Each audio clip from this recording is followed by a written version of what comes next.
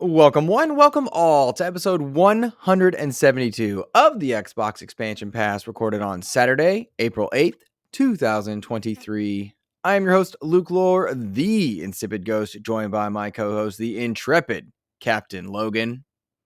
In this episode, we discuss the under-the-radar idatxbox showcase that took place this past week. Joseph Staten is departing Xbox, Resident Evil breaks records, and the Mario movie sets the bar for video game movies. Where will Xbox land on that? As always, we hope you enjoy the show. Logan, we like to start the show by offering words of kindness to those who have made our gaming weeks better. But first, my friend, how are you? I'm doing good. I almost forgot to unmute there, but it's been a pretty good week. There's a lot of stuff that I can't talk about yet. We'll have to wait that Yep. I want to talk about. But Yep. yeah, it's been a pretty good week. How about you? I'm great. We have had a good week. We got sent some codes for some games that are coming out. We're working on coverage for them. Those were exciting wins, Can't which talk is pretty about that. cool. We can say that we're playing We got something for stuff. coverage. It's There's fun. things that There are are cool. things that are cool. Needless to say, no matter who you are or what your gaming interests are, there's a lot to get, or a lot of goodness to be had for the next few weeks. And I know a lot of content creators are putting out previews of things, doing reviews of things. Embargoes are lifting throughout this coming week, but we're be holding our impressions on a couple things to go. But yeah, man, it's been a good week for me as well. Can't Good. complain. I'm glad. Yeah. Well, who are your words of kindness for this week, sir? Funny enough, I know last week I said Strubles and Bits. This week I think it's Stubbs Gaming. Because they responded to a comment about you asking about whether or not you should give Elon Musk money for hush stuff. I don't know what it is, but you apparently want to give him Blue. Twitter Blue. Oh, okay. Yeah. Is that the code word for it? All right. Well, you want to give him hush money, and you were asking if people could get like solid opinions on whether or not you should be extorted, and I said no. And they came out and said like, hey, you know what, you guys have done a great job. You've really stepped up the content, and you've really just actually really been present in the Xbox gaming sphere, and that feels good. It feels good to hear that from other people. It's like validation, like what we're doing is good. And people are enjoying it, and I love hearing that. Yeah, that was a nice note to see over on the old Twitterverse. Stubbs, a good dude. Yeah, that was a cool, nice win because it was unsolicited and just kind. Yeah, yeah, I love it. Thank you for that, by the way. Big time. How about you? What was your words of kindness, or who made your week better? Kid you not. So I do the show Creator Talk for our patrons. It's for our tier 2 and 3 patrons, and Lord Cognito from the Iron Lords podcast came on and chatted VR with me. It was genuinely a fantastic episode. It's making me think about putting out some of the patron stuff like a month later over on YouTube, but he gave me a lot of really good advice off air about how to help the show, how to make contacts with people, creating certain types of like pitch decks and stuff, and just generally good advice for being a content creator that is doing it as a hobby, and how to get to conventions and stuff. Lord Cog is just one of the standout people. So not only did he give me a really good episode and some incredible takes on VR, which were just fantastic, and he works in VR as well with Meta Oculus. We had a good conversation, but he just gave me a lot of really good advice off air, which was awesome. And Iron Lords, they're coming up on their 300th episode. I want to give them a shout out. Oh, so crazy. So crazy. But I kid you not, XEP would not have happened if not for King and Sov, Addict, Cog, all of them, that just being supportive, helping advice. So it was just a really nice time to get to just sit and chat with Cog for like an hour off air. So that was cool. It's funny.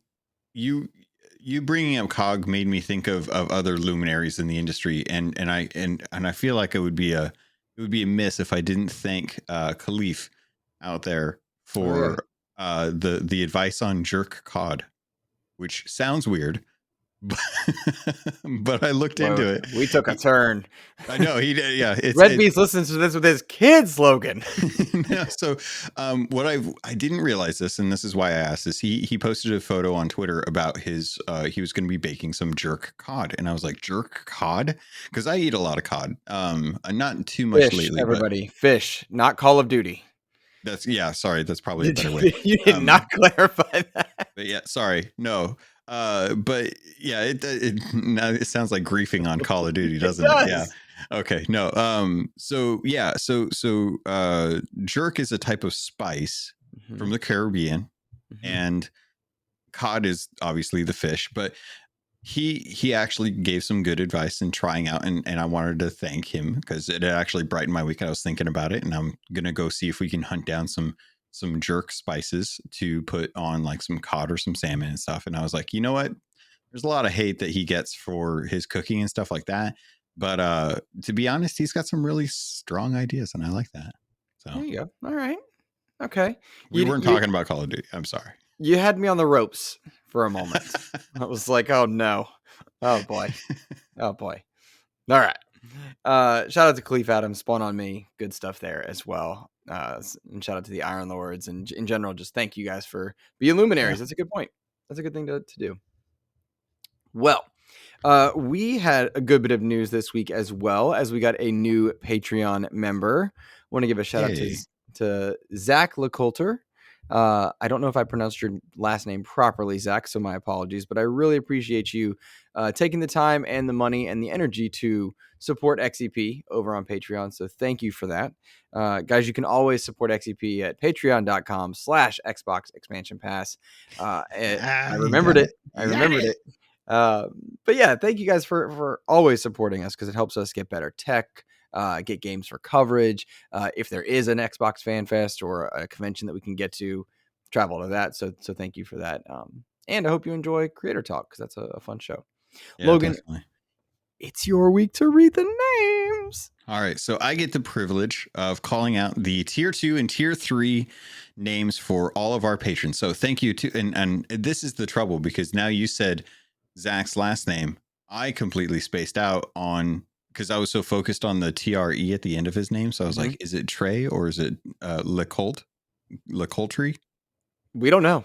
I messaged him the day he did it to try and get some insight, but I haven't heard back from him yet. So there's no way to know. There's no possible way to understand this. So I'm going to do my best, but let's get through this. So tier 2 and tier 3 shout outs for this week are Zach LeCoultre, Jam Pack Sam, Matt Valdez, Neo Prime 33, Rick Davis, Jesse Martinez, Red Beast, Xbox Mike 29, Matt Without Fear, the Lord Sir Master James Suddy, Brendan Myers, aka the Winter Gamer, Sony's VP of Marketing Kevin Butler, Clint Combs, DJ Hero, Dano12. Thank you all so much for your support. It really does. It means the world to me, because all of that is going to support Xbox Expansion Pass, specifically Luke. He needs it. He's a teacher. For the love of God. He doesn't get money. They don't pay them enough. He's out there dying to try and teach these chillins about what a home phone is. And if he doesn't, he's going to be really sad. But no, he at least has these to fall back on. So thank you all so much for your support. But Luke... yeah. Yes. Yes. I'm really curious. At the beginning of the year, and this is kind of a way to transition, but it's at the beginning of the year, you jumped into the idea of Operation #Find the Fun. Was there anything that you found the fun in this week that you can talk about? That I can talk about? Yeah. Let's see. No, because we've been playing all pre-release stuff. I'm not sure what you're angling. Is there something that you're angling? We've been playing a lot of stuff. I wanted to check in. I just wanted a weekly check-in. Was there something that you were just not having fun in, that you were like, I really wish I could find the fun? What is the fun in that? And if that was something, because you start up Operation Find the Fun, and I want to make sure that if we're going through something, we're not having a good time, or someone's getting negative about something, that I want to make sure that we are finding the positive in it. Because I think with going into ID at Xbox, we're going to be talking about this, but Edward Varnell brought up a really good question for the chat. And he said, the ID at Xbox didn't get coverage or views this week. What happened? What were they trying to do? And I wanted to ask you because you're the indie guy Mhm. between us. You Yeah. love your indies. I'm Mhm. much more mainstream. I'll Mhm. admit it. But what did you find out of the ID Xbox showcase that was fun for you? Man, so that was a tough one because I am the ID at Xbox guy. I enjoy as much as I love our AAA interviews and stuff. Like I love doing the indies because they have a very different story to tell. And this past week we talked to Road 96 Mile Zero's Yon Fanice. Like that's an interview that didn't get a lot of publicity. Not a lot of people have even checked it out, but it really was uplifting. I found the fun in getting to publish that and knowing that a few people really enjoyed it.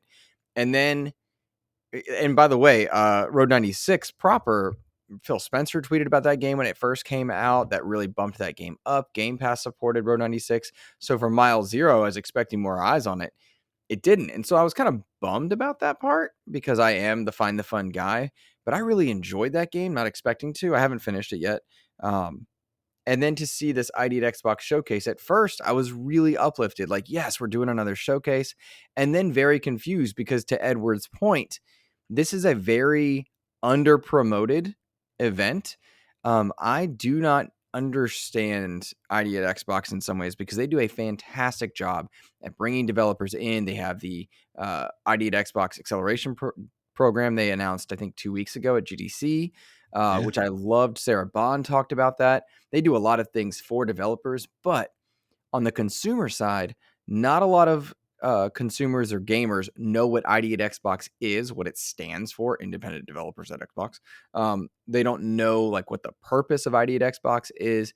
And then they have an ID at Xbox showcase that almost no one knows about. It's exclusively on Twitch. The VOD is over on Twitch.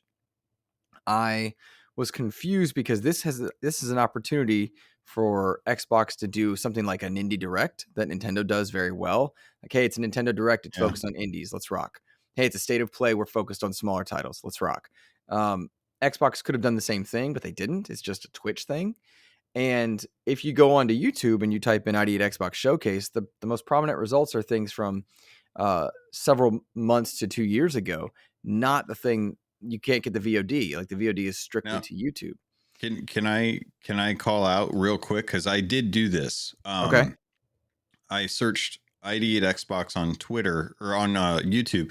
Mm-hmm. I did get a trailer for one of the games that was actually announced at ID at Xbox, but You got to. you're not wrong. Like you can find the trailers, but unless you know what the actual games are, there's no Mm-hmm. way to understand like if those are going to be associated with the most recent one. So for those that might be trying to fact check us on there, I did do a little bit of diving to try and see if like that was a thing. I'm glad you did because when I did something like they weren't prominent, so maybe that's an algorithm thing. But I did find when I clicked on one of those trailers, it took me to a playlist called the ID at Xbox Twitch Showcase Monthly. Yeah. Like, is there a monthly Twitch showcase? And I, as a indie fan and Xbox content creator, don't know about, I'm not informed about. I do interviews all the time with indie devs. I have like 3 in the bag right now for the next few weeks, and they've never mentioned this. I've never heard about this being a thing. Is this a monthly thing? Like, it doesn't matter if it is or isn't, although I do see you looking up, which I appreciate. But my bigger thing is, why is it not more commonly understood? Because I Yeah. don't know who knows about it. And it sucks So because we want to promote indie teams as much as we do AAA. I remember one of our conversations in one of the past episodes. I don't remember what the number was, and it was a little too hard to kind of look up. But I remember we talked about the naming for ID at Xbox and whether or Mhm, not that was clear enough to really determine if people understood like what was going on. Like, should they call it something more like the indie showcase? mhm. And that way, it's less of like ID at Xbox kind of thing. And if I remember correctly, I didn't agree that it necessarily was unclear, but the more and more we look at this, I'm starting to think that yeah, maybe they need to do a little bit of a marketing rebrand on this to kind of call out that these are independent games, like the independent Xbox or the indie showcase for Xbox or something like that. That makes it a little more clear Mhm. because if you put out a post on April 5th, and this is the in case you missed it, post, like in the What? first line says, "We did a thing," and then in parentheses it says again, and it's like reminding people that Right. that that they did this. It's like it shouldn't be like a thing that you have to call out as like, hey, we did another one of these. It should be one of those like, Mhm. you're looking forward to this. This should be one of those things that's on the same level as the new games that get announced for Game Pass. And I think what's such a bummer is the work that Chris Charla and his team do is fantastic. They do Mhm. so many great things, and they bring so many great games to the platform that it deserves attention. It deserves praise. And it should be indie developers vying to get into this monthly showcase the same way they vie to get onto Game Pass. Yeah. But it doesn't happen that way. And to me, that's a bummer. I want better uh, for that The, team. the thing though, like we're saying it's a bummer, but at the same time, they did actually get a showcase. They were actually on here, and it was something that was produced. So this is still a step above than what I see Sony doing. This is still a step above what I think Nintendo does with their Nindies, because their Nindies is typically just in like September. Like I don't, they might have another one more recent, but I can't think of the most recent one that they did outside of the ones that they do in September. So even if this is like a bi-monthly thing, if they can't quite stick to the monthly schedule, that's still a lot more showcases that they put out for indie games than the other console manufacturers. And I'm telling you, man, like Nintendo is the home for indie games. Like if you want an indie game, they're pretty close to Steam level as far as games go. There's not too many consoles out there that really put out a lot of indies. Now you can get a lot on Xbox. I'm not trying to say that, but if you want an indie game, like Nintendo will put anything on their console at this point. They don't care what the rating is. They don't care what the type of game it is. It'll be shovelware and they'll have it on there. You can buy it for $1 if you really want to.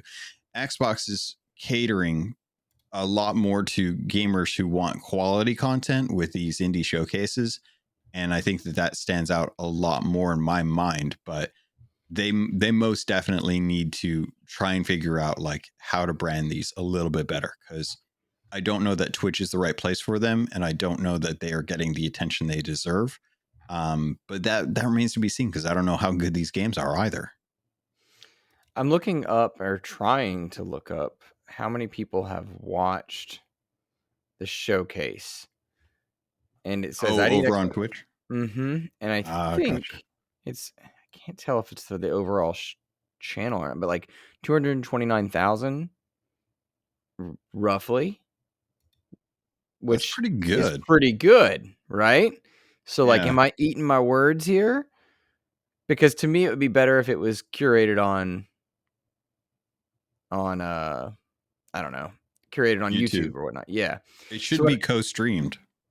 yeah, that's what I think too. So if I look at the ID at Xbox showcase, it's very strange for it to have 229,000, but then the Minecraft community play day is 210,000, but then the rest of it is like hundreds. So I'm not sure where we stand as far as ID at Xbox's stuff here. But to me, like 230,000 roughly, pretty darn great. Yeah. So maybe I eat my words and I'm just wrong, but I still don't think modern consumers know. Nonetheless, I mean, I do want to give a shout out to the games that were in it. I see you researching, so I'm going to vamp for just a moment. Oh no, Um, I'm just looking up the schedule for ID at Xbox, because they've streamed a lot, but I'm looking at these videos and they're not, they aren't getting a whole lot of views, and I don't think that they're getting as many views as they probably would if it were gameplay, if it were taken over to Xbox's websites. Like I right. think that's, but I mean at the same time it's like, these could be good games, that could be bad games. It may not be worth it for them to try and flood their channel, their Xbox channel, Hmm. with all of these game trailers and stuff like that. I don't know. True. True. Well, nonetheless, uh, I just want to mention the games that were in the showcase if anyone has any interest. I did look through all the trailers. None of them spoke to me in this case, which was interesting, save for the last case of Benedict Fox, which I'm slowly Oh coming around man, on. that's But gonna be a banger. everybody That is. says that. And I think It I'm is. just yeah, I think I'm just in the minority. I think it's going to click with me once I get it. You know what I mean? Yeah. Yeah. So, No, that is most definitely going to be a very unique game. It's not going to be for everyone, that's for sure, but it'll mhm, definitely be one of those ones that I think everyone's going to be like, "Oh yeah, you know what? That is it's going to be what I think when people talk about what remains of Edith Finch, I think it's going to be on that level. Like I think it's going to be a great little story, a great little game. They've done a fantastic job polishing it and stuff, but it will always kind of sit in that kind of double A mhm, area. You mhm. know, it's like Yeah, just below Hi-Fi Rush, but definitely above something like I don't know, like a Axiom Verge or something. You know, it's like it's good, but it's a little bit better than most, but it's just not quite up into that high range. gotcha. Makes sense. Well, the games that were there, Cassette Beasts, Closer the Distance, Coffee Talk Episode 2, Hibiscus and Butterfly, The Explorator, Homestead Arcana, Cabaret, The Carters 2 Turbocharged, The Last Case of Benedict Fox, Omega Strikers, and Vampire Survivors Tides of Forscari, which is DLC. And so, Which cool. that is great that Vampire Survivors is moving forward, man. They've done such a good job with that's such a fun game. I was pushing against it for a long time, but you know which It's a one fun one. had me for a while until I finally saw the enemies was the Explorator.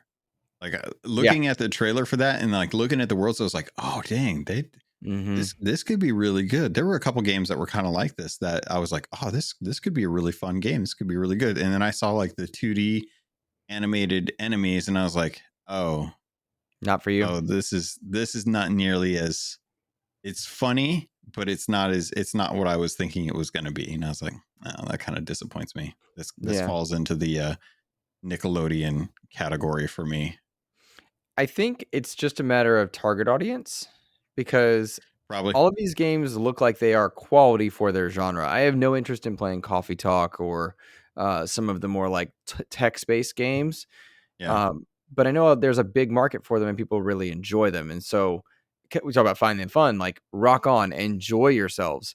Let me know if you listen to this show and also enjoy those games. I think Ellery, they said they play games like this as well. Maybe I'm misremembering that, but awesome. yeah.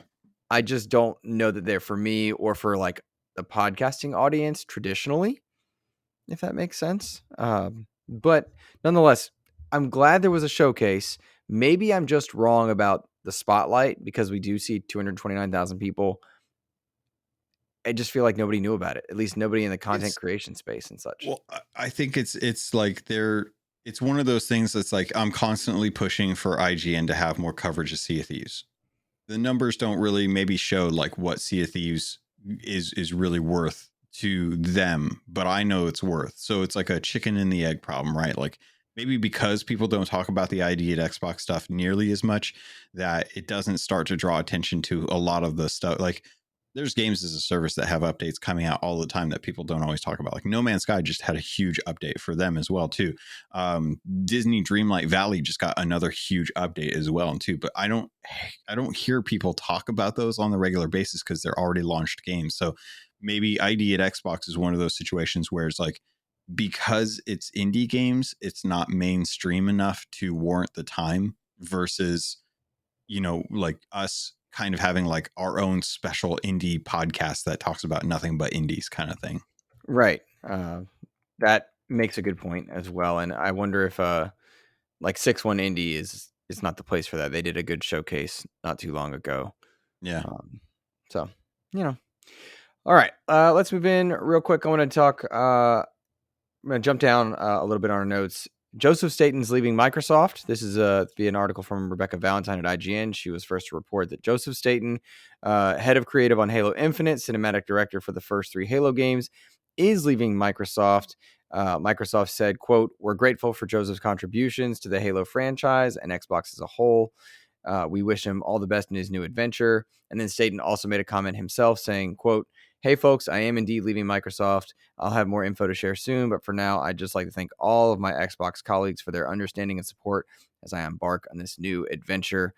End quote. Guys, if you're unfamiliar with Joseph Staten, he's one of the best known names in the Halo franchise. He was the cinematic director on Combat Evolved, Halo 2 and 3, served as lead writer for Destiny 1 while at Bungie. Big name. He's also helped ship several games that were struggling, including Halo Infinite, including Crackdown 3. I believe he assisted also on Flight Sim, but I'm not 100%. But they've often brought him in as a closer to kind of get a project that was struggling over the finish line. Uh, I don't know what this means, if it means anything. Yeah, you had a good take last night as far as like story DLC for Halo. Do you need one? Do you need Yeah. him? Well, that's the thing, right? Like Joseph Staten leaving, he's a writer, like you pointed out when we were talking last night. And I don't necessarily think that. I think people put him up on a pedestal maybe a little too much. I don't see how. Blasphemy. You can call it blasphemy all you want. That's fine. I don't have the reverence for Joseph Staten that so many people do, but that's because he's a human being and he can only do so much. I think that, and this is kind of the thing, is just like I don't see why he would need to be there, because everything that he does, he seems to come in at the end of a project and take credit. And I don't Lately, know how much. he didn't start that way. No, he didn't start that way. And Okay. and I mean it he has the pedigree of shipping games, but going back and watching some of like the Halo 2 documentary and stuff, it doesn't really show like he's a very, like, it just shows them being the way they were back during that time, and that's like how all studios were. So I didn't really see anything like exemplary from the stuff that I saw. So I've never worked with him, I've never met him, I've never talked to him, so I don't have a basis for who he is or how he works. I've met him, for the record. Okay. I have met him. Okay.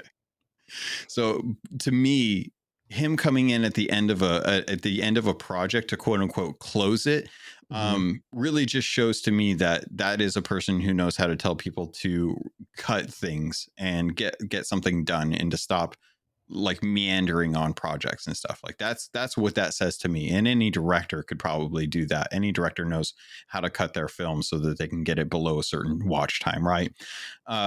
So Not Zack Snyder, my boy. He doesn't cut anything. Yeah. Whereas like Kevin Smith, he'll go in and he will trim out like seconds because it will make the show time just a little bit shorter. But the thing with this is Joseph Staten was called in to work on Halo Infinite at the end, and they delayed it a year to try and get this thing past the finish line. And to be honest, like, that is such a kick in the face. It's such a punch in the face to the people who had been there for so long and working on this game for so long, that I genuinely, it's one of those things where I'm like, I would be insulted if someone like came in and there was an old guy that came, or not an old guy, but if there was a person who has had reverence, who's shipped a lot of the past titles, and they came in at the 0 hour and they were like, I mean, I don't really see like people like jumping out of their chair and cheering and being like, finally our savior, he's here, he's going to save the game. I see that more like, oh, so you think we're not good enough, you don't trust us to be able to get this done on our own, thanks. That's how I sorry, what? I cut you off. Rod Ferguson did this with Gears. They brought Rod in to help ship Gears when it was struggling. Like, sometimes you need this. Sometimes you need that. And that's, I don't think, a bad thing. I don't take it the way you're taking it all. I feel like you're vilifying the role that is needed in a lot of games. And if one thing's proven is that Microsoft proper has struggled to get games out the door, and they've needed someone to come in, and he has gotten that job done. Yeah. And maybe that's because I'm empathizing with the people that are currently working on the project. Like I would personally be insulted if I was told, if I was having trouble with something, unless I actually like went out onto media and said, hey guys, we've been having some trouble getting Halo where we want it. So here's what we're going to do. We've asked for help with Joseph Staten, instead of being like, just a news blast coming out saying, oh, Joseph Staten's going to be working on Halo Infinite now. It's like, well, was that what the team wanted? Because we don't know. And I don't know it will ever, but that's kind of the Depends take on that the I'm coming level from. of leadership, probably. If you're a top level guy, I've cut you off twice, and I'm sorry. No, you're good. I apologize. No, it's all right. Depends on the top level, or like where you're at. Like, if you're top level, on the level of where Staten would have been, you're not getting the job done. You're not doing it proper in a business. You don't Yeah. deserve, like, you deserve to be offended. You should be offended. But if you're the animator, the artist, and you're working on something, and we know that there were pipeline problems, to me, that's not offensive. But how Maybe we're shooting from but the hip. how much influence is Joseph Staten going to have on those animators? Like, is he going to go over and be like, all right, make sure you're grabbing those nodes and you're changing those keyframes so that Chief's butt turns just slightly enough into frame to really capitalize on the curvatures? Like, it's not going to be that granular for them. So why would they care? I don't know enough to tell you you're wrong or right on this one, but I Yeah. do think it's strange to be so dismissive of someone with the pedigree and track record. Because I don't think that, and it's the same reason why people don't like, it's the same reason why people put like oh I just Todd Todd Howard Howard. on a pedestal. It's why they You put, mean God Howard? We yeah, like Xbox exactly. here. So people are people, it's the Yeah. same reason why people do that to like Phil Spencer, Corey Barlog, Neil Druckmann. Like there are those like Hideo Kojima, like there are people, they're just people, they're smart people, and they know how to rally people behind them, but that is it. They're just good leaders. I don't necessarily think that they are the savior that people make them out to be. There's some people that I think are a little bit smarter than others when it comes to this stuff, but I haven't seen, like, you brought up like Crackdown 3 and Halo Infinite as the examples where Joseph Staten came in to close the game. That's all he did, in my opinion, because I don't think that Crackdown 3 was as big of a game as they wanted it to be, No, even with not at Terry all. Crews. Yeah, not at And all. Halo Infinite had a lot of issues with the first, a lot of issues. I don't need to Sure, get into it. sure. We've tread that over, but him leaving to me says that he did what he was asked to do, and now he's going to go work on something that he wants. There's nothing creative with Halo Infinite that's being worked on right now, so why would he need to be there? In that, I agree. I think we both agree with Yeah. on that front. But this is a topic that I would love to hear from listeners on, because I agree that sometimes we over evangelize people, but I think it's too dismissive to say, like, what did he do? Um, so let us know, listeners. At Capt_Logun over on Twitter for Logan, and at InsipidGhost for me over on Twitter. And then comment section on YouTube. That's underutilized. Bring some comments there. We would love to Yeah. read and hear your thoughts. We And love reading those. So. I want to be 100% clear on this. I don't have proof of what he did or didn't do. I don't think anyone does that is able to talk on it, but that's where I'm coming from. Is I don't know what a man can do in a year to turn a game around from not being able to launch to being able to launch, because I think a lot of people worked hard to try and like close that game. I don't think one person came in and saved Halo Infinite. Mm-hmm. Fair enough. Fair enough. All right, moving on. You talked about Master Chief's curvy butt, and that made me think about the Halo show, which leads me to your discussion of the Mario movie being a hit. And I would love for you to elaborate on how this relates to Xbox, and Yeah. why we should be chatting about it. Well, okay. So first off, the Mario movie's out. I haven't gotten to go see it. I don't think you've gotten to go see it yet either. No, No. I have not seen it yet. Okay. No. All right. So we haven't seen it. I've had to mute IGN on Twitter because they just keep posting spoilers, which is really frustrating because it's within the first week and I haven't even gotten a chance. It was before the first weekend where most people go to see it. Plus it's also Easter weekend for a lot of people. So they probably aren't going to get to go see it, or they are specifically going to go see it on the weekend. So thanks IGN. I appreciate that, guys. I love you, but really, but the reason why I wanted to bring up is because we're starting to see the numbers, and they released on a Tuesday, which is really uncharacteristic for a movie, in my opinion, especially a big blockbuster. You typically want to launch on a Friday with like some Thursday showings. And seeing how much money they've brought in, it's been really impressive to see. Like, first off, Illumination, shout out to you guys for keeping that 90-minute movie thing. I went back and did some research on all your movies. Everything is between like 70 to 90 minutes, and they all cost around 70 to 90 million for the budget of that film, with the one exception of, I think, Sing 2. I think that was a little bit longer and a little bit bigger, but I think Sing warranted it. But man, you guys are absolutely killing it. This is probably one of the biggest Illumination movies ever, and Nintendo has got a huge hit on them. And we just came off of the heels of Sony's The Last of Us show being a huge hit. Now, granted, the PC launch of The Last of Us Part One, notwithstanding, Sony absolutely killed it with The Last of Us TV show. Probably one of the best bits of game cinema out there. And So top when level show in general. yeah, just in general, it's an amazing show. It was really well done. The guy that did Chernobyl just absolutely destroyed this and made probably some of the best content I think we've ever seen come out of HBO since like Game of Thrones, the first few seasons at least. And Xbox is still kind of like sitting here thinking like, when's our turn? When are we going to get this right?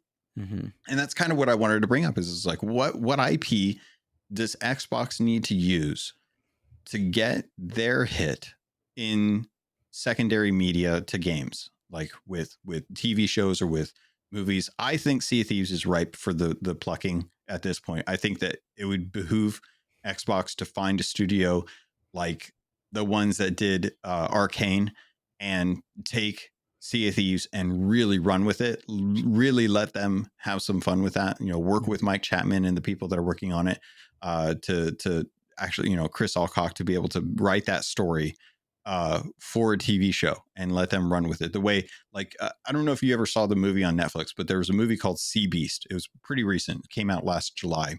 And it is as close to Sea of Thieves with a How to Train Your Dragon style as you could possibly get with giant sea creatures. And I genuinely want to know, like, when is Xbox going to get their media hit? I feel like we talk about this every few weeks because we're seeing so many great video game transmedia properties. I mean, the Sonic show was really good. Sonic movies have been really good. Of course, Mario, Last of Us. We got news of what was it, a Horizon show. We got news of a Fallout show. I agree with you that Sea of Thieves is ripe. I don't think that's just your. I do think you have some bias because you host Sea of Thieves and you love Sea of Thieves, but also so do I. I love Sea of Thieves, and I think it is ripe for storytelling. And the animation style is suggestive of a really good just viewership style content as well. The Gears show on Netflix, I think, has some.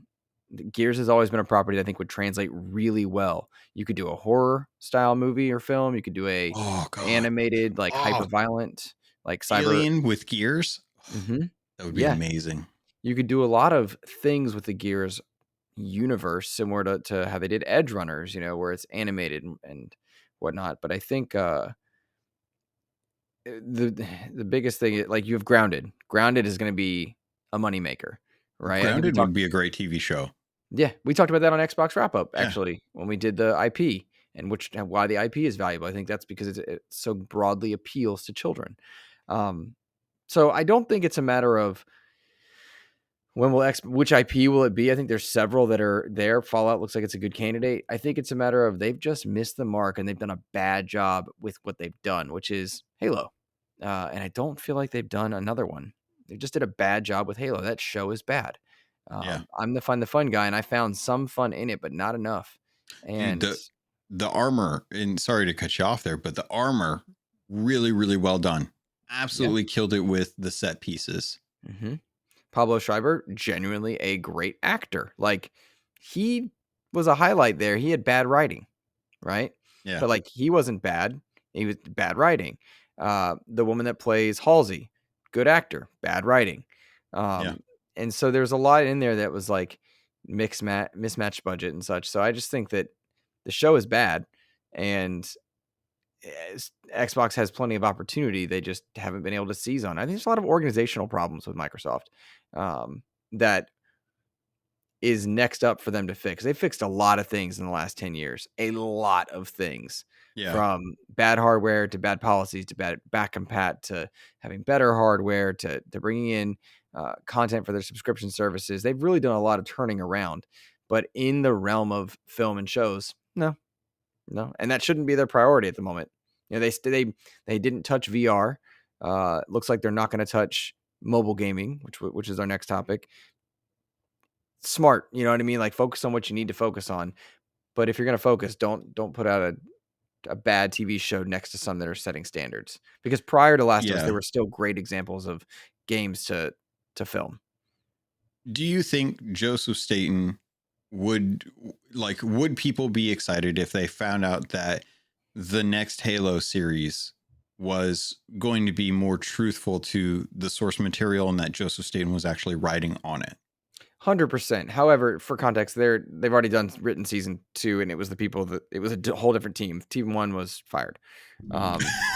They they Oh. long since fired, but they've already had a new team working on 2, and it would not surprise me. It would be a good fit, actually, and yes, it would be a great thing if Staten was there, because he does understand source material. He's written novels about So Halo, like why don't they? Like, if they're gonna get Neil Druckmann for The Last of Us, like, why don't you get Joseph Staten to be the writer for work on that? it makes sense from the outside looking in. I couldn't give you a good reason. Maybe there is one, maybe there isn't.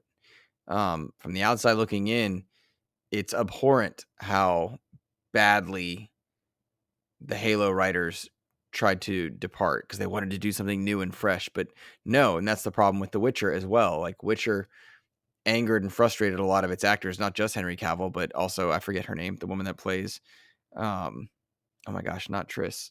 Who plays Yennefer? That I forget her Oh, last name. I'm no But idea who plays Yennefer, but yeah, they constantly push them to do nude scenes and sexual scenes that were not necessarily in the books. There was some of that, but not as much. And so there's almost none pushing of that in the books. that's what I'm saying. Honestly, Like like it's all alluded to, but it never grotesque. And so when you depart so far from source material, uh, source material shouldn't be a Bible, but if you depart so far from it, you're going to frustrate no, consumers that are there. I have to jump in. The source material is exactly the Bible. You should be going off of the source material if you're going to be translating the media and the intent is that and I think this is kind of like a personal preference thing, right? Like people like to see the detours in media for different projects. Like they love seeing a different take on it. And I think Resident Evil 4 is a perfect example of the source material being the Bible and just tweaking it just barely to give people a fresh feel for it, but it is 100% exactly what it is intended to be. Dead Space, it is 100% intended to be the thing that it was, which was going based off of the source material, which was its Bible. That was like, you got the instruction manual there. You see the recipe. You see why the recipe is so good because everyone loves it. So you go off of the recipe and you don't detour from the recipe, because if you do, that's when you're starting to get into the unknown territory that you don't know if people are actually going to resonate with it. And if you're trying to build something to expand the audience through different mediums, you want to give them the same feeling that the people from the source material felt when they first went through that, in my opinion. I mean, it makes sense. I think it's just a matter of like colloquialism. Like, do you interpret the Bible to be you have to do it literally or impressionally? But Bible's a yes, bad word. Bible's a word that I probably shouldn't use for that. Like it should be the dictionary, yeah, maybe. yeah, sure. I mean, the bottom line is they should be. We're both agreeing they should respect source material. Am I correct in saying that? Oh, 100%. Yeah, Okay, respect the source material, please, because it worked once. It'll work again. right, exactly. If you're so confident in an IP that you're willing to translate it from game to film or show or anything, then you should be confident enough in that game and that IP and its writing to bring it, to respect it and use it, not just say, "Oh, I want to use this as a platform," and go. Yeah. Um, so that's my take there. We referenced a new device by Sony briefly, in terms of like why Xbox isn't in a mobile space. Sony was rumored in the wake of their PSVR 2 disappointment, which sucks because it's good tech. See Creator Talk episode 3. Uh, to basically have a successor to the Vita. Uh, next to the Steam Deck, next to the Logic Cloud G2, next to the Switch and the OLED Switch and whatever Switch 2 is going to be if that ever shows Yeah. up. Bottom line, Sony might be making a new handheld that is a successor to its Vita, which I could totally see them doing. And I loved my Vita. Um, You had a question for me and for our audience about that, though. Yeah. So this was an interesting thing because one of the main things that came out from some of these rumors and leaks is that the codenamed Q Lite that is coming out is supposed to be something that is it's kind of like a Wii U effectively. Like it is the streaming service. Like you're not going to be playing games natively on this thing. You still have to have a PS5, and this is going to be like an 8-inch screen on a device that will stream your gameplay from your PS5 to this device, not unlike a Wii U. And for all intents and purposes, the concept behind the Wii U is exceptional. And if it retains the power of the PS5 and just streams that data to you, then it's kind of like remote play on your Vita or the PS5, or not the PS5, the PS TV, I think is what it was. And what I wanted to talk to you about this was is I would be excited for this if it was something for like Xbox. Like if Xbox did something like this, and the Logitech Q offers this, but the price point for the Logitech Q is too much for me. So I wanted to ask you, like, where are you with, first off, Xbox getting in the handheld market when you have phones, you have the Logitech Q, you have Stream Deck that can play these games natively or streaming? Mhm. And also, where are you with a price point for these? Because an Xbox Series S is $300, 200 if you got it on sale at Black Friday last year, right? Looking at the Logitech Q, that is a $300 device for just streaming. Mhm. So, like, Xbox doesn't need to be in the handheld world, but is there a universe that you could see yourself wanting that? And then what is your price point for that? So the price point for any type of mobile device, no matter what it is, to me should be max at 250. $250 is the max. Hmm. And I know that sounds strange when you look at the great tech that's in like a Steam Deck, right? Yeah. Uh, but the question is like, what are you trying to do in the mobile space that you wouldn't do on your TV, or that is better suited to be mobile, or if you don't have the ability, space or otherwise, for TV? But when I look at proprietary hardware, secondary hardware that's necessary to happen in conjunction to an ecosystem, I look at PSVR 2, which disappointed, aiming for 2 million units, got 230,000 out. That's a massive disappointment. And that sucks because the Yeah. tech is good, right? Like the tech is good, but they didn't even hit half of what they wanted to do. And price point's a huge part of that. You have to spend more money on a PSVR 2 than you would on the console proper. So you have a market within its own market, which is a negative, right? You're saying, all right, we're going to sell games that you have to have special hardware for in conjunction to the hardware standards. So that's a big buy-in. You're looking at $1,100 to play a VR game if you're starting from scratch. Um, Which, just to jump in there real quick, if you want the kind of quality that the PSVR 2 has, that is market expectation for some of the headsets and the mhm, systems that you need out there. So it sounds like a lot, and it is mhm. for consoles, but in the VR space, it's not. A good clarification to make, and yes, like the tech is great. The cost to tech is also great. PSVR did a lot of good things there, but they entered into a market that they didn't need to be into. That I Hmm. don't think gamers are asking for en masse. And that's not to say they're not enjoying. That does not say people aren't having fun with. But if people were asking for this en masse, we would see Meta's Oculus. We would see Half-Life Alex blowing away sales. We would see units off shelves. And you can call it finances, pandemic, availability. One reason or another, it's not happening. And so I don't think there's a need for that secondary device in the most popular, like PlayStation's bar none, the most popular hardcore gaming space. And then you go in the casual space and it's Nintendo. And even then, like you see Nintendo's secondary efforts not really get as much love. And I think that's a not a 1-to-1 comparison. Yeah. Like that's not a 1-to-1. But for PlayStation, which I think is the closest approximation to Xbox, they're not selling and moving units for their secondary device. And so, what would Xbox do on a secondary device that they're not willing to do on non-proprietary devices? Because they're wanting to get GameStop or GameStop, they're wanting to get Game Pass onto other devices, and they're making it available on TVs that started with Samsung and is rolling to others. They want to get their streaming service.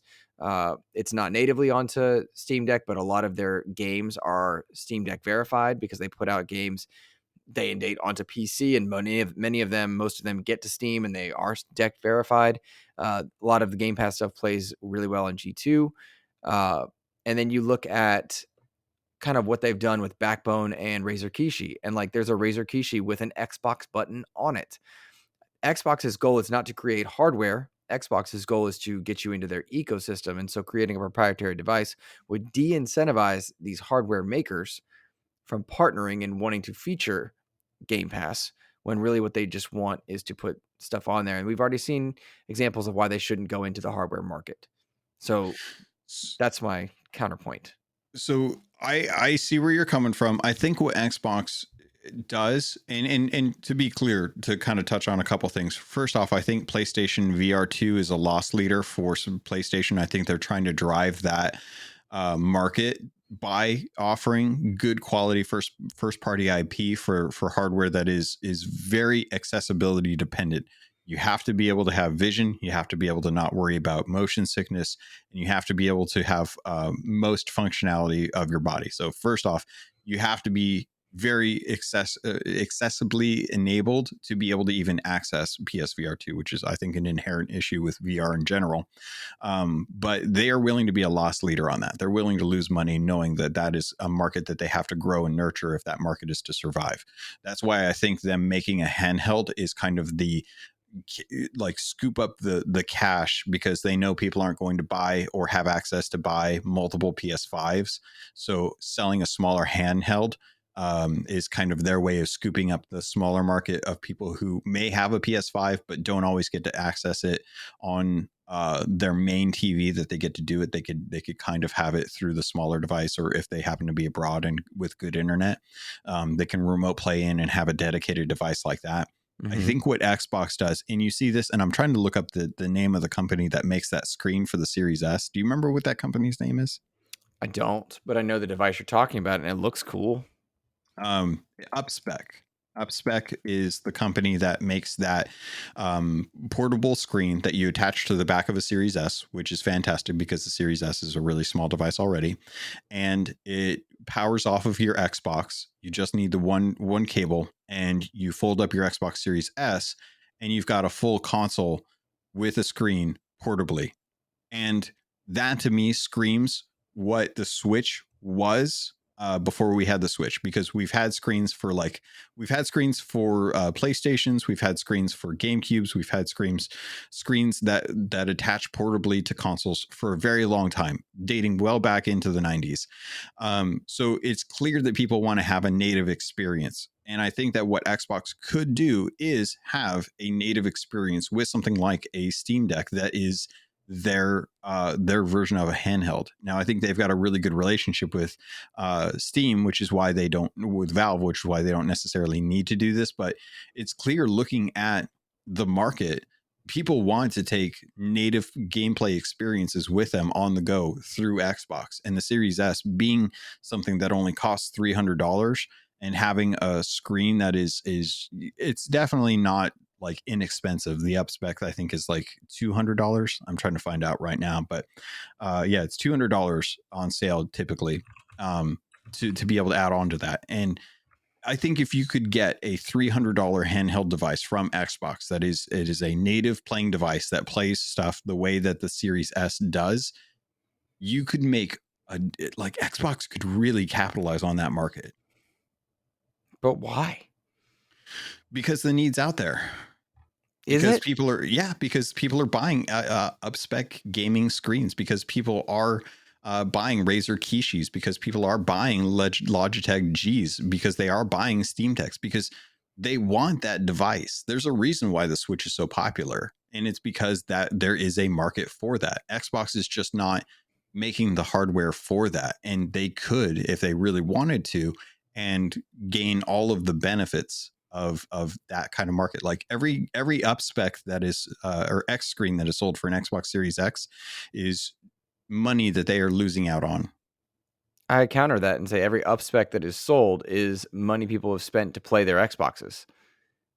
But we Like, don't know if that's something. Did they buy the Xbox Series S just for the screen, or did they have an Xbox Series S and they wanted to take it portably? but they're not. That's not portable, and that's not a one-to-one portable comparison. Okay. Like, that's okay. I'm gonna go and I'm gonna plug it up and play it somewhere else, but like not. I'm gonna go and play it handheld. Not I'm gonna play it on my train. Not I'm gonna play it on the bus. Not I'm gonna play it on the car trip. That's I not the same thing. I see it mostly played at airports.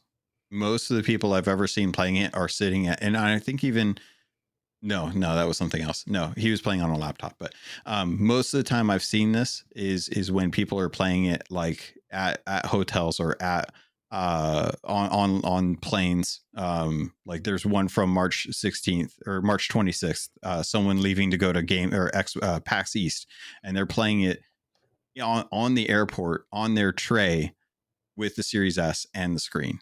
You could do that That with a controller and a tablet, though. That's what I don't understand. but Like, people don't want that stream service. They want the native play.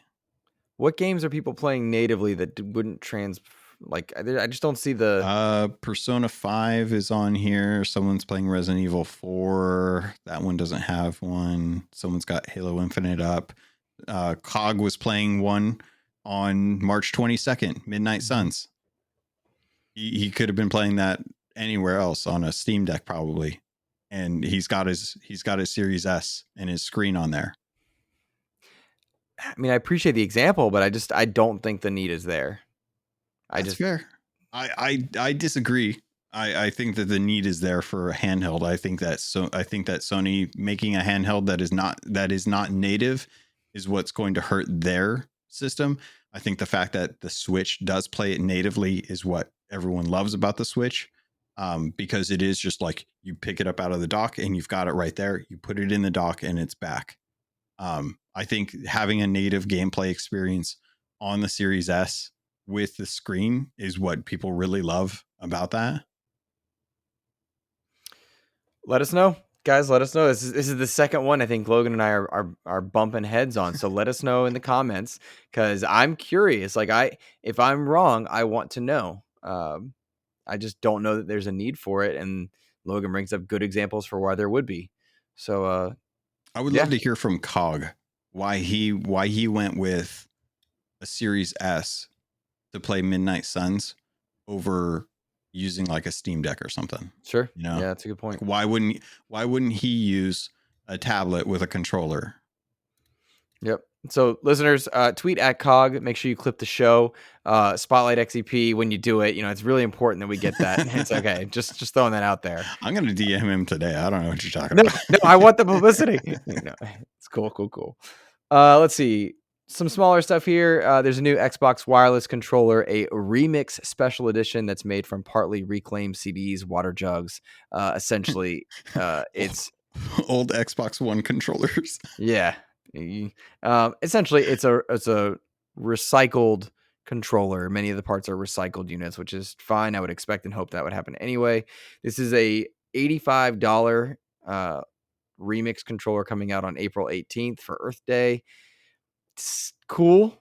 Xbox does a lot with controllers. I don't know that I would snag this one over an Elite 2 core. But I do appreciate, as you highlighted, there's an Xbox rechargeable battery pack that lets you play without disposable batteries. It gives you a full charge of 4 hours and up to 30 hours of battery life per charge. Oh, it takes 4 hours to charge, gives you 30 hours of battery life per charge. That is 408 times the amount that you get on a DualSense. That's pretty cool. Yeah. Good math there too. Luke, Thanks. do you use rechargeable batteries or do you use disposable batteries?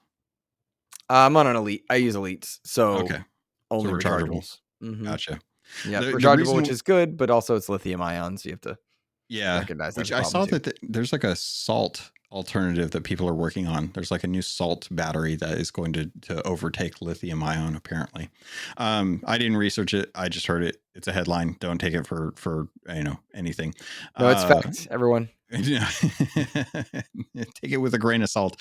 I like this because Xbox this whole year has actually been putting out some really fascinating changes to the hardware to try and optimize the energy efficiency. I don't know if you've ever turned any of those on, but I think that they're great ways to kind of save energy. Every month I get another email from my energy people saying like, hey, you're trending higher than you normally are. And I'm like, yeah, I know, because I work from home. But I love that they're doing this. They're trying to go carbon neutral by 2025. They're trying to go carbon negative by 2050. So I love that they're doing this. It's an Earth Day thing. I think I like the idea of them putting this out there, because it is doing what companies should be doing, which is being conscientious of their carbon footprint, especially in a world where our whole world is based off of a finite amount of resources, and we keep finding ways to really mess with that. So I'm glad that they decided to do this. I can't wait to see like how far they push this. Like, how far will an Xbox console? How long before we get an Xbox console that's made from 100% recycled materials? Like, when is that going to hit? It's a good question. And it flies in the face of your DM where you said you wanted to destroy the Earth. You were really against Captain Planet. I was an evil twin. Oh, I gotcha. don't know. My account got hacked. My cat fell on the keyboard. Really don't know where that came from. Ah, got it. Ignore those links. Gotcha. Fair enough. Fair enough. Some smaller stuff here.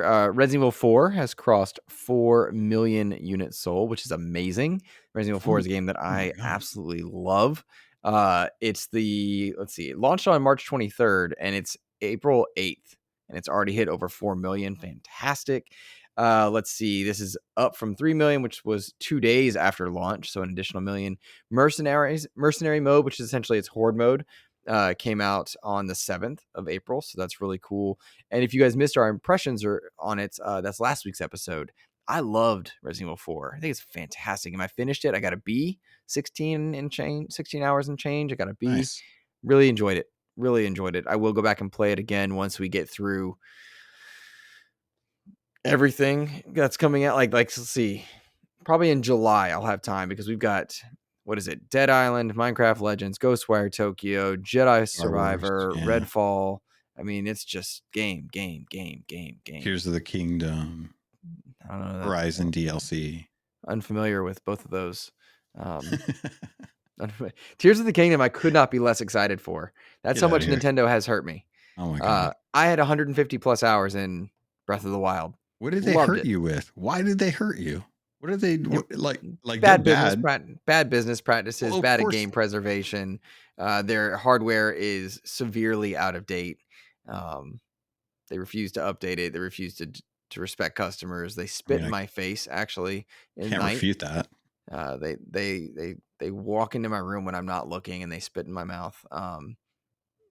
Really I wish mean, I hadn't said it like that. I I wish I can't, hadn't made that analogy. I was trying to make that funny. It's just I gross. can't. You know what it reminds me of is the Drag Me from Hell, where the lady is like puking all of the bugs into the girl's mouth, like Okay. that whole scene. Oh, All right. God. Drag Me to Hell. Don't watch it. That's one I should have talked to Miles about. Sorry, separate note, weird tangent. Yeah, I can't refute you on those honestly, but Tears of the Kingdom, I think, yeah, that's just one of those ones where Zelda's too much on my blood. I'm gonna be playing that. I can't wait Nice. till the end of the month when I get my OLED. It's stupid. I know it's stupid, but I can't wait. Well, it's not stupid if it makes you happy. If you're finding the fun, it's just I can't get excited for it. I can I have stupid fun. It's okay. absolutely. If you got the money and time, rock on and enjoy it. No, I don't. I don't I don't see buying an OLED. Like I have uh, a Switch, but I would hook it up to my OLED TV to play it. I wouldn't play it See, that's the mobile. thing for me is I have the nice OLED TV and I do play on there from time to time, but like knowing that I can, and this kind of goes back to the reason why I would love to have like an Xbox handheld thing instead of having to use my phone or I don't have a tablet.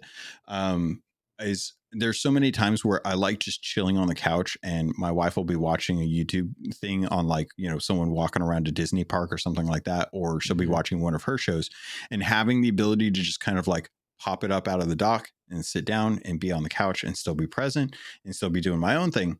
I actually really like that. That's one of the things I like about it. And if Xbox were to do that, I would probably buy one of those handhelds, because the way the ecosystem's set up, it is so perfectly set up so that you can go from device and immediately access the game that you want, be able to get your save data immediately, pick up where you left off. Like, it's all there. And it's like, it's so easy. It's almost insulting that they aren't going for that, because they are trying to rely so heavily on so many other devices. But that's kind of why I want that OLED, is because if I want to play it, I want to play it with, one, a fresh battery.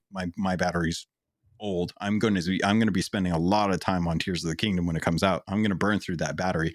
And two, I just want to have like a bigger screen that's a little better quality. You know, I'm 40. My eyesight is constantly getting worse thanks to PSVR 2. You can quote me on that, so that when the lawyers come later, I'll have this. But I want to have like that the best experience I can, the way I had it when the first game came out. Logan. That's kind of where I'm going. Sorry, I didn't mean to leave you on a non sequitur there, but no, it was good. It was. I enjoyed it. You don't need to segue everything. I appreciate yes, you. I do. It's an unfair pressure you put on yourself. I enjoy the kicker though. Some other smaller stories here. Loop Hero, Iron Brigade, Ghostwire Tokyo, NHL 23, and Minecraft Legends are all in our next Game Pass update. That's pretty darn cool when you think about it. People are loving Loop Hero, Iron Brigade. No, I'm not. I've been playing the other thing that we're playing. I suck at it, but I love it. Do you? I yeah, love talk it. about it, please. Dude, Loop Hero is one of those dumb games that people tell you Loop Hero is a game that you can just ignore. You can't ignore that game. If you ignore that game, you're gonna miss out. I haven't figured out like the whole game, but I've had it on my Steam. So when I do podcasting, I usually listen back to the audio, because I just do audio for a lot of it. But Loop Hero is one of those games that I can have that I don't need sound on, that I can just watch. And all you do is you just build a little race car track, or you have a little race car track for your little hero, and he does a little clockwise circle, and you get these cards, and the cards just they're like it's kind of like a dungeon master throwing the dice and dropping an enemy on your hero that he was not expecting, and watching him have to do battle with it. And if your guy survives, then awesome, you get the loot and stuff for that.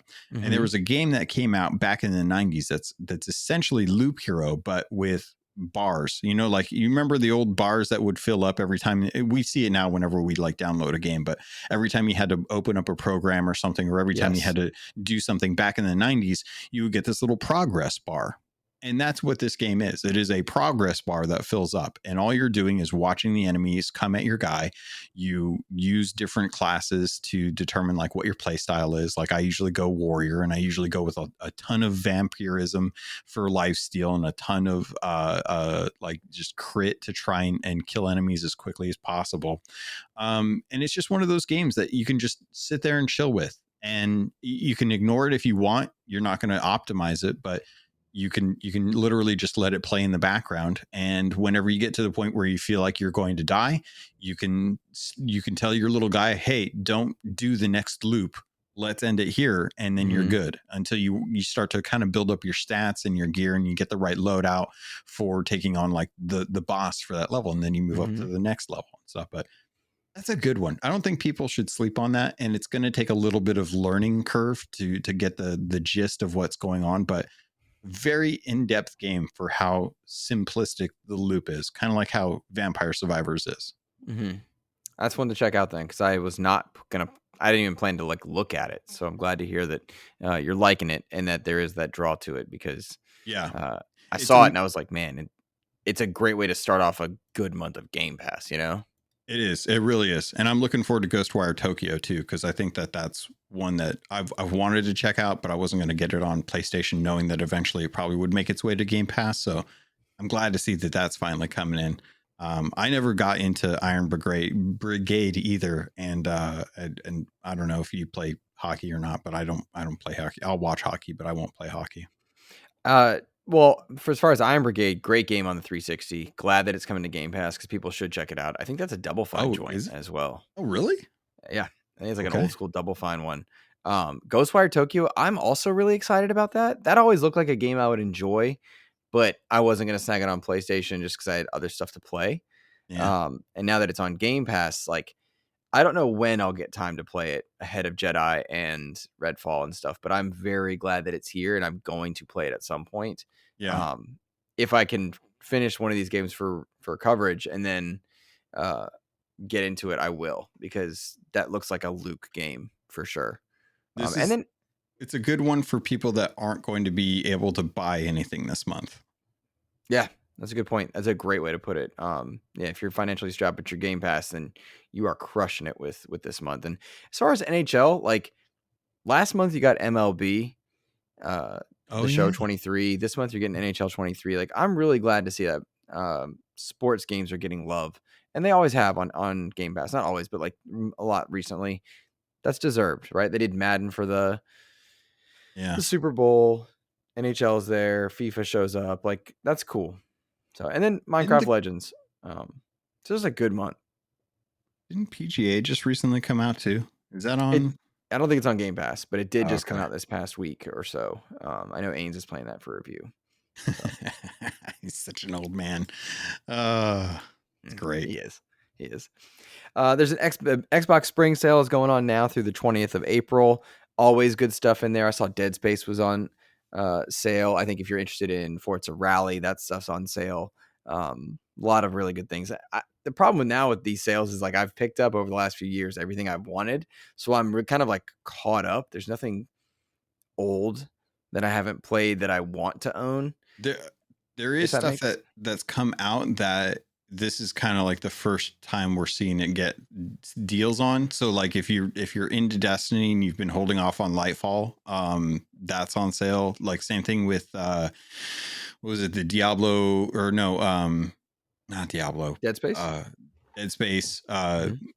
Call of Duty's now on sale, so there's a little bit of a deal there as well too. So if you're the type that doesn't buy stuff like right off the bat and you've been kind of holding off on that kind of stuff, like there's now's a good time to jump in to get the most or the not the best deal, but the best deal that Good you one. can get this close to launch. Yeah, save some money. Enjoy yourself. That's a good one. Um, Quantum Break is leaving Game Pass, but is planning to come back. Remedy already addressed and said it's due to licensing. They're working to get it back. That makes sense. There was a show tied to it. There's licensed music. Um, I really like Quantum Break, but I also like don't live by it. I was surprised by so many people getting like upset that it was leaving Game Pass. I was like, where Oh, were y'all when the game came out? the fervor around Xbox dying because Quantum Break, a first Yeah, party game coming off of Game Pass, how dare it set the precedent? yeah, and it's not even technically it's a first party IP, but Remedy made it. Yeah. Um, which was just it's like It's all people right, being people. people being people, and not even Remedy's third best game or second best game. It's like Remedy's good at Control and Alan Wake, and then Quantum Break. Yeah. Um, so it's just strange, but Oh, nonetheless, cool. I'm glad it's coming back when it comes back. It's a fun game. You should play it. how did you not bring this up, folks? Avengers is it's like the special Oh yeah, stuff's over with, but the spring sale has it for like less than $10. is that how So cheap it is? That's awesome. yeah, the definitive edition's $8 right now on the spring sale.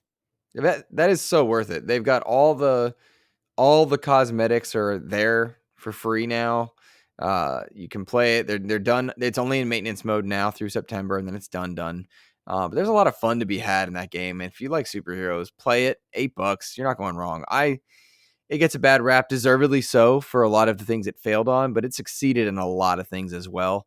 And I loved it. I felt like an Avenger. And so I for all the spent more on problems, Anthem. I yeah. think I paid $10 for Anthem, so And $8. yeah. I'll play with you, by the way. I still, real talk, this is totally, totally serious. Let's set up a community play date to play Gears 4 or 5. I Oh want to play yeah, through those yeah. games again.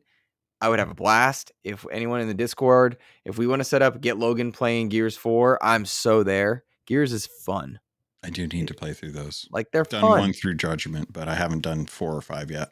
They're fun, man. Like, I was thinking, as I was doing footage for one of our videos, and I'd pulled some Gears trailers, and I was like, man, I love Gears. Yeah. Yeah. Also, Dead Island Definitive Collection with the Riptide, less than $5. So this is the time to be picking up a lot of those games that usually go on sale. But if you haven't bought them, then you have them. Or maybe you're getting into Destiny, you want to check out Destiny too. Everything is like 60% off right now. So great time to be picking those up. Always get Sleeping Dogs. Always get Arkham. Always get Always. Sleeping Dogs. Sleeping Dogs is incredible. I have no clue. Unironically, it's one of the best games of the 360 generation. Okay. I'm not joking. Like, I'm so serious. Sleeping I Dogs is incredible. all right. I will trust your opinion on this. I'll have to search for it because I think I It's might got have actually gone and Emma bought it. Stone's in the game. You didn't know that, Why did is you? Emma Stone in the game? I'm so serious. I think I'm kidding. Uh, Real again, going on small stuff. I saw this on VG charts, which it just popped in my feed. I don't check them, and it's kind of as Ains often says, it's an outdated way of judging metrics. But in short, VG charts is tracking that the Xbox Series S and X are outpacing their 360 trajectories, which is pretty impressive, given that the 360 was around 110 million units sold, roughly. That's really cool. I'm glad to know it. I think it's neat that it's happening, that it's outpacing 360. I think that means something that much more. I mean, more people are in gaming when PS5 is decisively outselling Xbox Series S and X, but we're trending above 360, which is incredible. So I think it's cool, neat little small thing. I'm Take it doing all my with, part. yeah. I have two, uh, but I mean, take that for what you will. It's VG charts, but I thought it was neat to see It is that it's cool. doing better. Yeah, it is. Like you were saying before I cut you off. Take it with a grain of salt, but yeah, it is one of those things where this is the best Microsoft has been with Xbox since the launch, or since 360. I guess would probably be the more accurate thing to put out. But I think that with the cost of the Xbox Series S, it's almost impossible to ignore just how many people are going to be picking up a next gen console on the super cheap. Like the fact that you can get an Xbox Series S on Black Friday for half the cost of the cheapest PS5, knowing that it's going to be the 1080 next gen experience, is undeniably amazing for getting people into gaming. Like it's so easy to the point where the next time it happens, I might just get one for my in-laws, because at $200, I would much rather, because they have a 360, or no, they just bought, I think, an Xbox One recently. I think they got an Xbox One. They might have an Xbox 360, but genuinely, I think I might just end up getting them like an Xbox Series S, because it's super cheap. It'll give them a really nice way to have like one of those streaming devices for their TV. And the fact that they're doing better, it just shows that Xbox is making the best hardware that they have ever made, and Game Pass is exceptionally robust with their options, and it's only going to be getting better. Yes. I did the classic thing where I'm like, yep, okay, I know what we're talking about. I agree. And I'm going to move on to my next thing in my head. And then I was like, uh-oh. What is the next thing though? Do we have I was, anything else? no, I was looking at some of our questions that came in from Patreon members and Oh Twitter yeah. users and stuff. And I was reading a question that Ellery had for us that they were clarifying what they meant. And they asked us essentially, what are some good streams to watch if you're a mellow streamer? Sometimes she'll be watching playthroughs of something and people are too over the top excited. Do we have any recommendations for games to watch where people are not being like obnoxious in the background? And Ooh.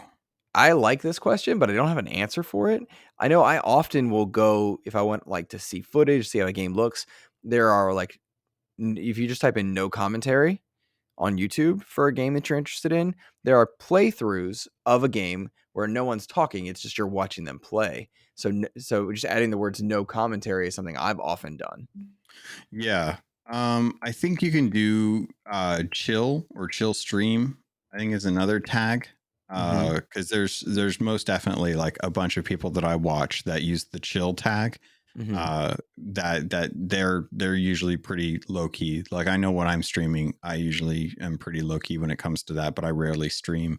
But I would say that the actual okay, so the actual Xbox channel on Twitch, Mm-hmm. whenever they stream, not only do they do giveaways for the game that they're typically playing, but they also are just having fun, chatting, hanging out with other community members, just putting content up on the feed that they don't necessarily need to. Because yeah, it's advertising, but at the same time, it's all really chill. It's usually ambassadors. They're all really friendly people. They're all Mm-hmm. really nice. It's a safe environment.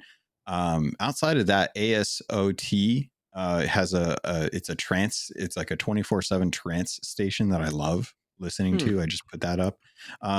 Funny enough, one of my favorite ones that I love to watch is ESL, StarCraft 2. I love watching old reruns from past like competitions, and StarCraft is one of those like super mental things. So there's ever rarely ever like super or bombastic casting with that kind of thing, like compared to like a Call of Duty or Overwatch. Mm-hmm. And StarCraft 2 is just one of those games I could just stand there and watch over and over and over and over again because it's so chill. Nice. That's a good. That's a Those would good be bit of mine. answer. Ellery, I hope we answered your question there. Our next question comes in from Patreon member Dano12. He says, with the Nintendo eShop closed, what are your thoughts on game preservation? And that's kind of goes back to why I'm frustrated with Nintendo. They don't do a lot for that. I think game preservation is super important. I hate when games are put out, especially great games that are locked behind control schemes. It's kind of a bummer, and I think that's happening more and more. And with emulation kind of being a topic of conversation lately, as Xbox has banned emulators on their retail units, but you can still get to them in dev mode. And then the Steam Deck is going to have a Dolphin emulator. Emulation and game preservation are super important in our industry, uh, and also easily taken advantage of. And so I hate when art that people have made is not built in a way or is not cultivated in a way that lets it be preserved. That's not good. The counterpoint to that is it's very easily abused. And so I really appreciate the efforts that Microsoft has gone to make back compat a thing. I think another effort could be Yeah. done as far as physical, like, yo, if you got the disc, it can play it. I think that's an important thing to do on some level, but game preservation is important, and I think it's taken too lightly by some companies. I I agree with what you said. I think that the Nintendo eShop closing, it's a real shame, but at the same time, they know the analytics for what's being accessed on there. I think it's good to give a wide breadth of space for people to know like when that's going to happen, so that they can go try and get those games, get those access to those games if they want. uh, I do have a question for you though that is kind of a follow up to what you're talking about. How do you feel, is the onus on the manufacturer of the hardware, or is the onus on the developer to make sure that their games are moved forward to different platforms? The the onus is on the platform holder, uh, in some ways, because you don't want to lock people out of things. Um, this is a tough question to answer. I'm not sure That's where the blame lies. I do think it's telling when a manufacturer finds ways to stop game preservation from happening. I don't mean in an abusive sense. Like having a Dolphin emulator on Steam Deck, for anyone that doesn't know, Dolphin lets you play like a lot of GameCube and Nintendo games on your Steam Deck. And if you've got the ROMs that you don't own legally, then it can be very easily taken advantage of. So there's a line there that is blurry and not one I understand. And I point to industry leaders like Digital Eclipse, who admittedly we've had on the show twice. I think Frost and a lot of them have done some really good stuff as far as keeping games alive by way of collections. Mega Man, Ninja Turtles, yeah. a couple others that they've done. That's how I like to see games preserved in the best way with respect to the people involved. Licenses are acquired and acknowledged. I don't have a good answer for you. I just know that as an industry, it needs to be better. That's where I'm at, because for me, my thoughts on game preservation are pretty straightforward. If the game is readily available through a platform, you should purchase it through that platform and know that it is locked to that platform and not have expectations that there are going to be ways for you to play it on other platforms, because that's where the purchase was. That's where the rights were acquired to be able to publish it for that platform. I think the onus is on the developers to move their games to different platforms if they want that game to be preserved, or they should do a good job of preserving it themselves. If players want to play it, there's nothing stopping players from playing it on that platform. If you are downloading ROMs and playing illegally acquired ROMs on emulators, if those aren't made available to you, if you can't buy those games anywhere, then the artist is not getting any money from that. But there's nothing saying that you can't try and find where those artists are making other games and support them that way as well too. So like, you're not going to be able, you can give Nintendo as much money as you want. They don't care about you wanting to play a Mario Party from the GameCube era. Like, they don't care about you wanting to play Animal Crossing from the GameCube era. They're not going to be making any money off of that. So if you wanted to play those on emulator, there's nothing that is going to benefit Nintendo from you not doing that, because they aren't doing the work. They're not developing it for a new platform. Mm-hmm. So I think the onus is on the developer most of the time, because if they wanted their game to stay alive, they should be actively learning, growing, developing for new platforms to bring their game forward. Look at Shovel Knight. Shovel Knight's on everything. Mm-hmm. I don't think they have ever tried to not have their Shovel Knight game on every platform available. That's why no one's worried about Shovel Knight not being available on the 3DS anymore, because it's everywhere. You can play it anywhere. Well said. And I think when you look at this stuff, as long as you're not taking advantage, if there's a way to support the developer, you should.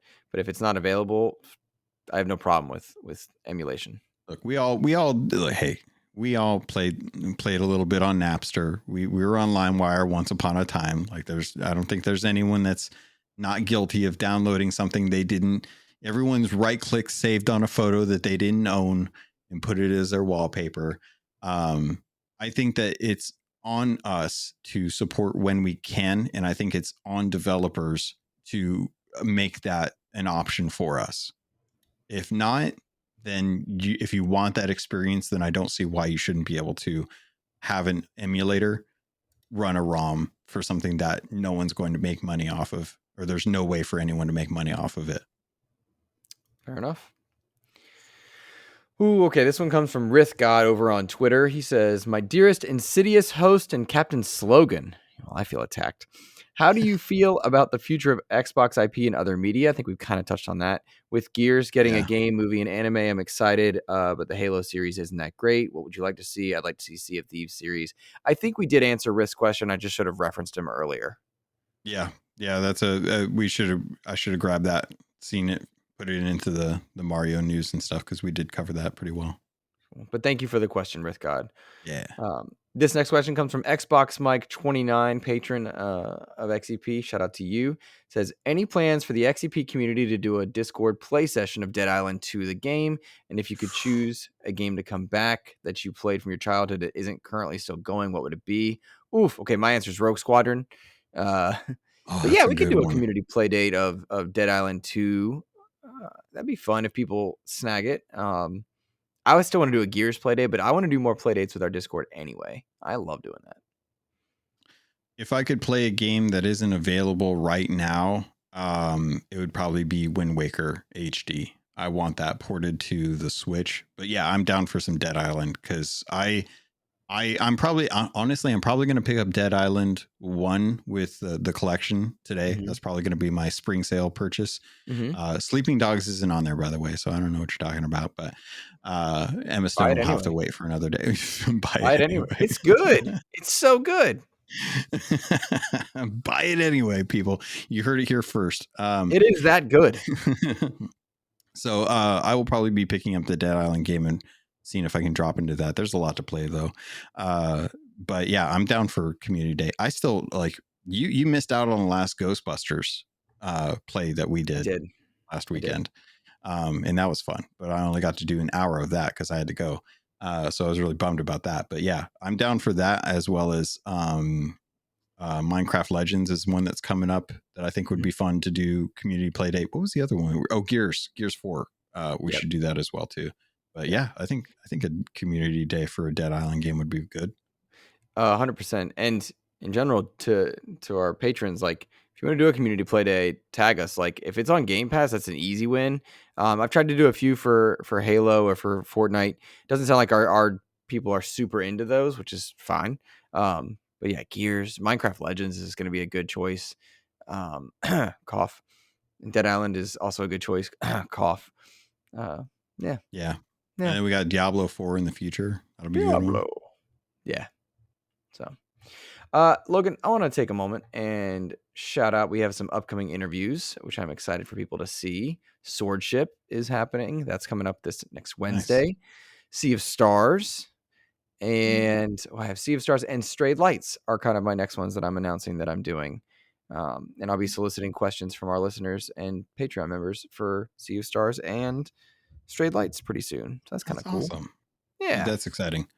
Yeah. Also, just real quick, I wanted to address Golden Gamer Graham, which is a tongue twister.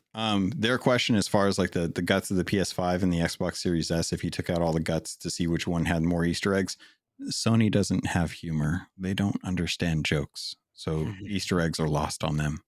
It's true. That's all I want to say. It's true.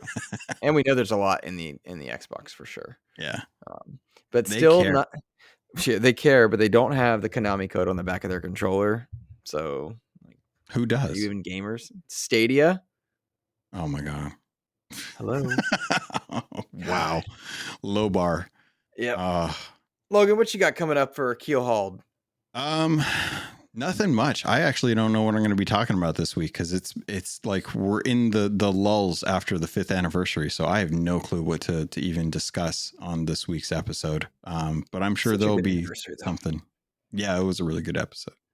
There's stuff to do though, but I'll have an episode out this week. I don't know what it'll be about.